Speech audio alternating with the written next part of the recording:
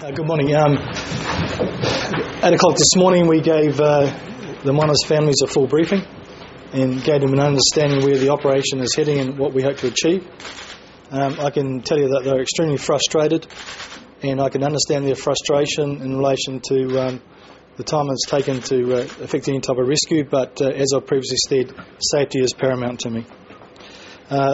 Drilling is still commencing overnight, and I'll let the mining company talk about that, but it is still advancing in a positive manner, and we hope to be through today. We're carrying out a risk assessment to establish the viability that once we do punch through the hole, that we'll put some type of listening device or camera down to enable us to hear what's happening underground. Overnight, one of the drilling crew was injured and had to be medevaced out to Greymouth Hospital.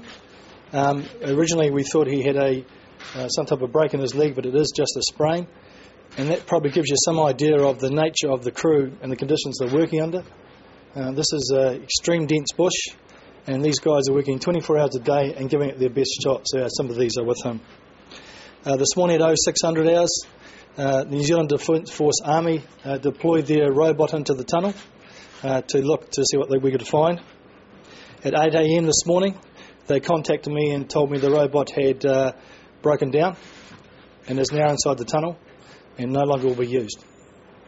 Parallel to the use of the Defence Force assets, we have been in contact with our colleagues in America in an effort to bring out an advanced robot from there.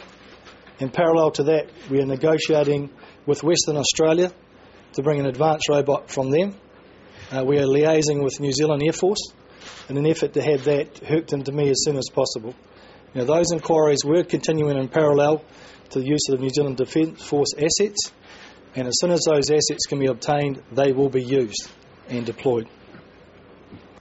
Fibre optic cable is now available, and today we will lay it up the track that's been cut through the bush to the top of the site, which will give us an option to look, see what's happening, and to monitor any gas that's coming out.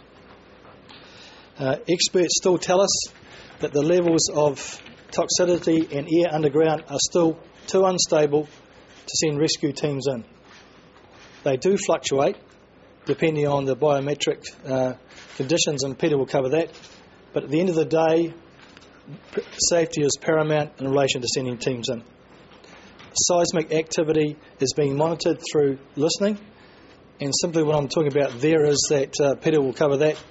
We have attached a device to the tube coming up to the tunnel. We're listening for any movement, for any tapping, and any sound and noise underground. This will not record voices, but it will give us an indication that anyone's tapping to tell us they're alive. So in summary, just one thing I forgot. MSD have set up a drop centre in the Salvation Army where we're triaging family members and providing support. So the key messages for my briefing today, and I'll recap them for you. National and international assistance is being sought for advanced gear to be flown in as soon as possible into New Zealand. We're planning for all possible outcomes. We continue to plan and we'll keep planning.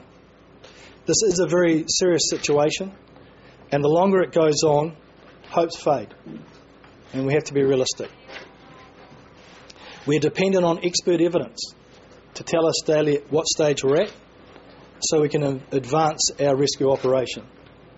But at this stage of the operation, we have to publicly say that we are dependent on experts, and as we'll hear from these colleagues here, we will not go underground until the environment's safe.